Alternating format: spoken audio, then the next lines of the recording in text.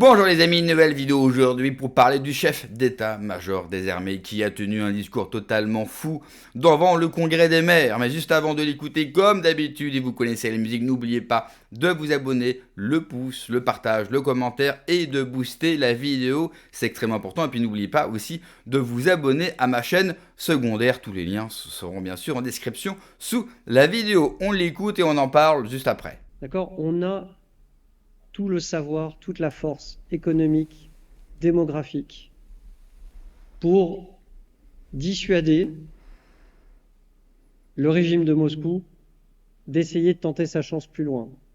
Ce qu'il nous manque, et c'est là que vous avez un rôle majeur, c'est la force d'âme pour accepter de nous faire mal pour protéger ce que l'on est. Les armées, c'est un extrait de la nation. Les femmes et les hommes qui sont aujourd'hui employés partout dans le monde ont entre 18 et 27 ans sur le terrain. Ils sont jeunes, ils viennent de vos communes, ils ont les mêmes aspirations. Ils tiendront dans leur mission s'ils sentent que le pays tient avec eux. Si notre pays flanche parce qu'il n'est pas prêt à accepter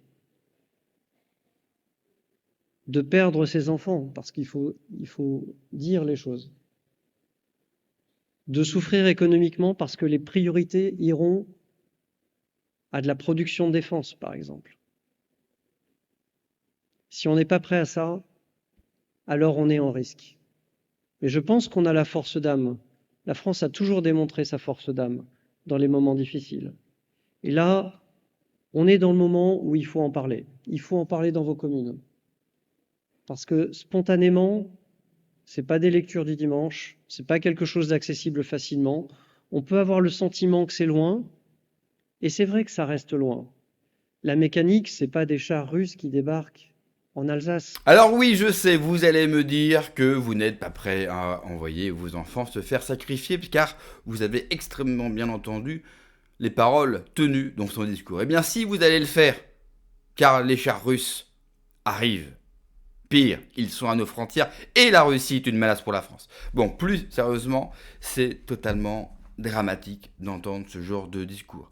Déjà, qu'est-ce que fout le chef d'état-major devant les maires de France, en grande pompe, en grande tenue, tenir un tel discours? Au même moment, Macron envisage de rétablir le service militaire sur base de volontariat. Vous savez comment ça commence, on va vous dire c'est volontaire et ensuite on va vous y obliger. Parce qu'on dira en français, vous n'avez pas joué le jeu et nous sommes obligés de mettre une obligation. On a aussi connu ça pendant la fameuse crise sanitaire. Et on sait comment il fonctionne, à petits pas. Et puis, on a l'opposition, Jordan Bardella, qui est pour et qui s'est félicité et qu'il est aussi pour, bien sûr, le rétablissement du service militaire. Alors, moi aussi, je suis pour le rétablissement du service militaire. Mais pas dans ces conditions, pas dans une France affiliée à l'Union européenne, pas dans une France affiliée aux États-Unis, mais dans une France indépendante qui y voit et qui fait seulement les choses dans son propre intérêt, pour sa propre souveraineté. C'est la même personne qui nous avait déclaré qu'il fallait se tenir prêt à la guerre dans 4 à 5 ans. C'est la même personne qui nous a dit devant une commission parlementaire que la France n'était pas prête, que la France, par exemple, manquait de drones. On sait que la France, d'un point de vue militaire, n'est absolument pas prête à faire une guerre à haute intensité. Et on sait également que la Russie n'est pas une menace pour la France. La Russie met quasiment tout ce qu'elle peut mettre actuellement sur le front ukrainien. Et elle est d'ailleurs en train de percer un petit peu partout.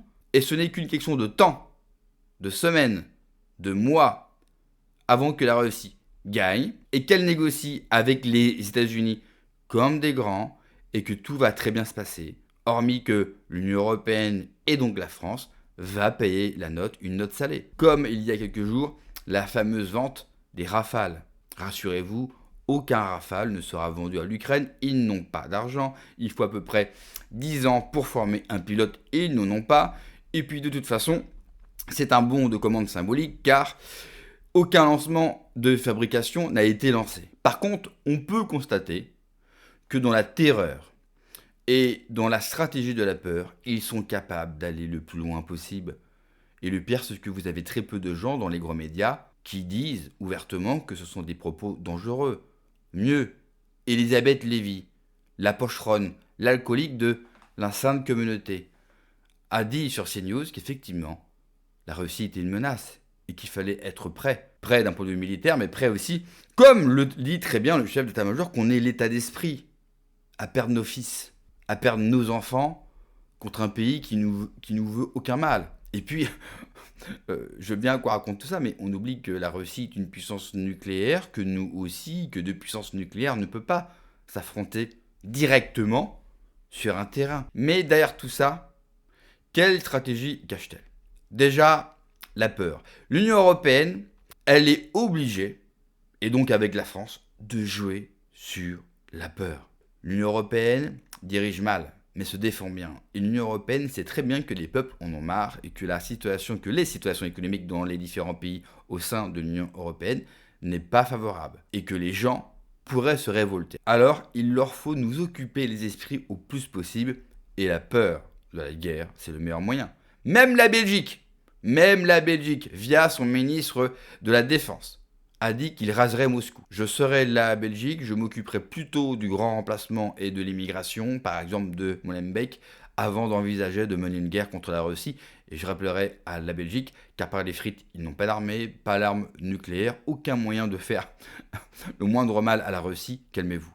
On part dans une folie totale. Le ministre de la Défense allemande, qui a également déclaré que nous avons passé le dernier été de paix. C'est-à-dire que pour lui, lors du prochain été, en Europe, l'Europe va connaître la guerre sur son territoire.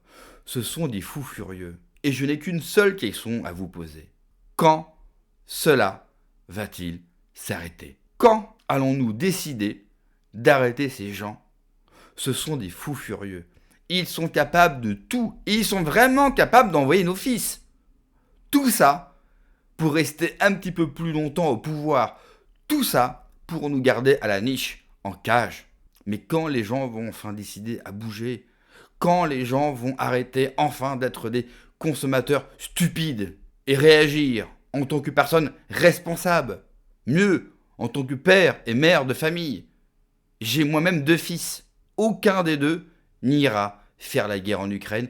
Croyez-moi, j'ai de la chance, pour l'instant, ils sont trop petits et c'est leur père, moi-même, qui a l'âge d'être appelé pour aller me battre. Autant vous dire qu'ils ne viennent pas chez moi, je ne serai pas là. Et je rajouterai que bientôt, vous allez recevoir, vous savez, le fameux kit de survie. Et oui, ils devaient nous l'envoyer cet été, et bien finalement, vous allez le recevoir dans quelques jours. Au sommet de l'État et au sein de l'Union européenne, ils ont sombré totalement dans le brise de la folie du pouvoir. Je rajouterai à ça la censure sur les réseaux sociaux, l'euro numérique, le contrôle de tous les messages envoyés au sein de l'Union européenne.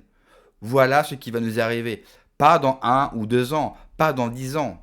Là, maintenant. Et plus que jamais, il nous faut alerter. Plus que jamais, il nous faut nous tenir prêts. Cela me semble hallucinant de voir aucune réaction de mes compatriotes suite à ces propos. Ces propos qui sont tout simplement scandaleux, dangereux. Ça me semble fou.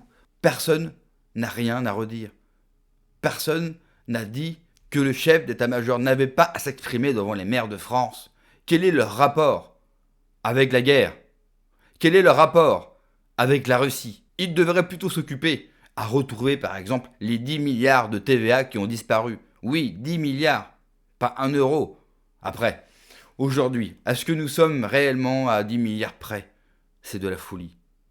Plus les jours passent, plus on croit que nous avons atteint le dernier stade de la folie, de la peur. Et plus nous sommes capables encore d'aller plus haut. Et jusqu'à quand ? Je sais que certains ont traité les gens comme moi de complotistes.